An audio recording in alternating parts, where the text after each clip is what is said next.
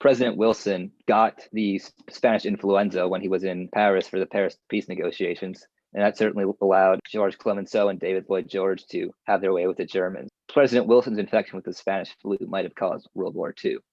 That rhymes.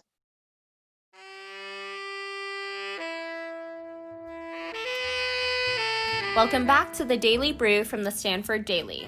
I'm Chen, and in this episode, we talk to two Daily staffers about their thoughts ahead of the 2020 U.S. presidential election.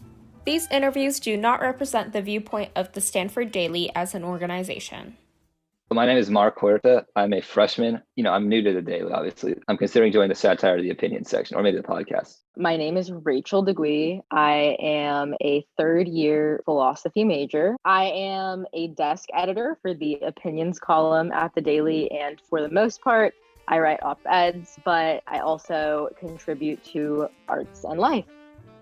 To start off, I asked them what their biggest concerns are ahead of this election. So there's a lot of talk in the press these days about how this is going to be like an election week or an election month, whatever, how it's going to take forever to find out who our next president will be. I think this election basically will come down to Pennsylvania and Florida. And I think Donald Trump has to win both if he's going to be the next president. This is such a hard question to answer as a Californian. I am personally more concerned with local propositions, California propositions, and other county, city level legislation. I think that my vote will play a much larger deciding factor in those elections. My biggest concerns about the election are that while it's necessary that he be elected, I think Biden is a terrible candidate and Kamala Harris is even worse, a literal cop. I feel very disconnected to the outcome of the election. And that's definitely affecting how I'm choosing to vote and etc. But not stopping me from voting. What do you think would improve voting for candidates that actually align with your political views? I think a ranked choice voting system is really the only way in the direction of that for our current historical situation. I think that's the only hope right now of ever having more than two parties. I will be voting for a third party in the presidential election because I know that California is going to... Rachel explained that she'll be voting for the Green Party in this presidential election because she knows California will go blue and it won't practically affect the outcome of the president. But the other political parties depend on those votes to receive their funding and to support more third-party campaigns. And to kind of show the Democratic Party that not everybody is going to stick around if you keep playing games. Regarding mail-in voting, where do you think the line is between ensuring ballots are secure and not fraud and disqualifying them in the means of voter suppression? I think mail-in voting is a good option. There might be some problems because we have many states that are new to the system. They haven't done it in big numbers before. I'm hopeful that they are able to cope with it. And I think certainly within a few days, we should know most of the results. I think the doomsday scenarios will hopefully just be that, doomsday scenarios. Mark is referring to the fear that many scholars and politicians have that we won't know the outcome of the election for several weeks, or that there will be a massive failure of the mail-in voting system. Well, obviously there is going to be some ballots that are going to get disqualified. I mean, you can look at the New York primary. Some of these ballots are going to be disqualified because they violate XYZ rule or whatever. That's going to happen. So I think the way to combat that is to apply the rules at the state level as universally as possible. Otherwise, if it's like you're only doing it to one group, then it's just going to look like you're trying to cast one group's vote and you're trying to ignore others to help your party. Rachel had a slightly different take. As a Californian, she's always voted by mail and never had any doubts about voter fraud. You have your ballot with you for a couple weeks and you can review the measures and the propositions and your decisions and you have time. And it's always seemed to me like the most logical way to do it. And the state with the highest population gets very little federal funding can manage to do it. So every other state can manage to do it too. And there are no issues with the California vote by mail system. She sees no issue with the vote-by-mail system in itself, but said that it heavily relies on the U.S. Postal Service, which made headlines recently for its cost-cutting measures and grim financial outlook. Also under fire this morning, new Postmaster General Louis DeJoy over cost-cutting measures, including staffing cuts, slashed overtime, and a reduction of mail sorting equipment. And again this weekend, new photos emerged of those big blue mailboxes being hauled away or locked up, fueling a new round of concerns. In this case, it does really affect the election. And so many people have delayed ballots or issues getting their mail delivered, and that may impact the results of the election.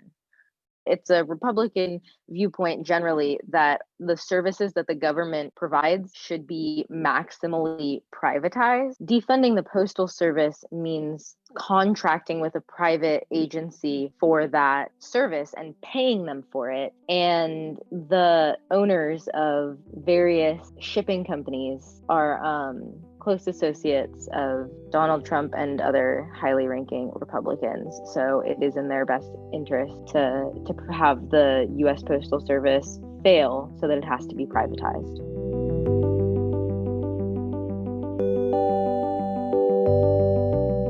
How do you think the empty seat on the Supreme Court impacts this election? Do you think that either side will be more motivated to vote because of it? Well, I recall last time in 2016, there was a similar October surprise involving Donald Trump. It was the Access Hollywood tape, if you'll recall. And that was, that's a terrible thing to happen. Like, the candidate was just on the record saying these horrible, awful things about women. And it's just, for most people, that's unsurvivable. And I think a big part of the reason why a lot of more traditional conservative voters were able to go back to Trump was because the court. This is in 2016. If that was the only reason you voted for Donald Trump, I guess you got what you wanted. You have 2 Supreme Court justices and now possibly 3. So I really think the court is really a galvanizing issue for conservatives and Republicans. If we're looking at history, I think it's mostly going to be to galvanize the right a little bit. Maybe it'll turn a few wavering Trump conservative voters who say, I don't like Trump, but they might go over the edge. But I don't know how big that is. I think most voters have already made up their minds at this point. There's very little room for either party to grow. Rachel said that she felt pretty disconnected from the nomination of Judge Barrett, who she sees as an ultra-conservative and oppressive justice, because California is basically guaranteed to go blue.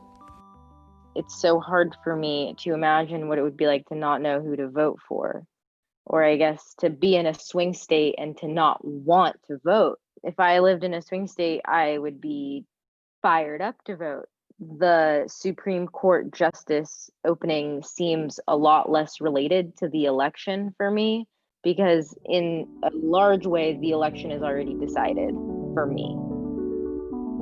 In terms of the Supreme Court, you have all these culture war issues being decided at the court, like abortion, same-sex marriage, when one might argue they're proper questions for the legislature. So I think all this conflict at the court level has certainly raised the stakes for that. It's interesting because in our American system, the Constitution is the supreme law of the land. And the Supreme Court, ever since Marbury v. Madison, has been the adjudicators of that Constitution. In America, we're trying to find a balance between the absolute law and the will of the people as represented by our legislature. And I think that pushback is fundamentally what the Supreme Court is all about. We all know that 2020 is pretty crazy, with the president getting COVID, national emergencies, rallying cries for racial justice, etc. Do you think that this is truly an unprecedented situation, or are there lessons we can learn from history?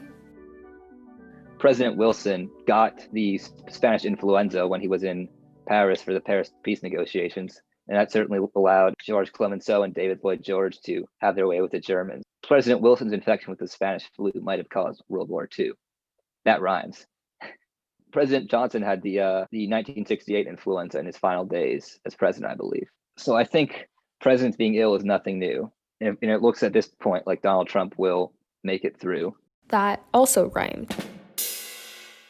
What is new is all the stuff happening at once. And what is new is the internet. And certainly President Trump, with his constant tweeting and his, what's the term, improvisational style of governing, he certainly makes things more chaotic. But if you look at like 1918, the world was in the middle of a giant world war.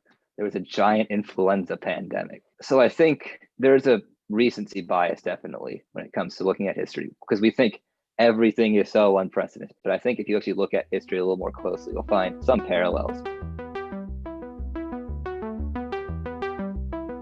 As we enter this election period, I have two thoughts. One is about Stanford Votes. Stanford Votes is a nonpartisan, university-wide student-run organization aimed towards increasing voter turnout among Stanford students. I have seen them do so much outreach, especially on social media, about voting, and that's really great. They've had this enrollment hold placed on students' accounts, which shows that they have a lot of authority, at least relative to other student organizations, to the university. And currently, a lot of students living in EVGR are really concerned about their ability to vote because their mail system has not been set up properly. And I would love to see Stanford Votes advocate for them. I don't know if they know about that yet because not a lot of people know what's going on campus. But going into the election, I think it's pretty simple. If you're in a swing state, vote for Joe Biden. And if you're in a non-swing state, if you're in a state that is for sure going to go red or for sure going to go blue like California, maybe consider voting green so they can get the funding they need to support legislature that aligns with our values. If obviously not everyone can do that, but maybe take it into consideration. That was Mark Huerta and Rachel DeGuy from the Stanford Daily's opinion section. Remember that Election Day is this November 3rd, so don't forget to get out there and vote. We'll see you next time.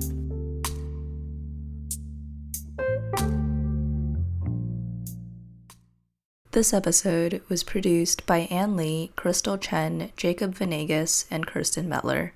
I'm Ellie Wong, the managing editor of Volume 258. For more podcasts by the Stanford Daily, visit stanforddaily.com/category/podcasts.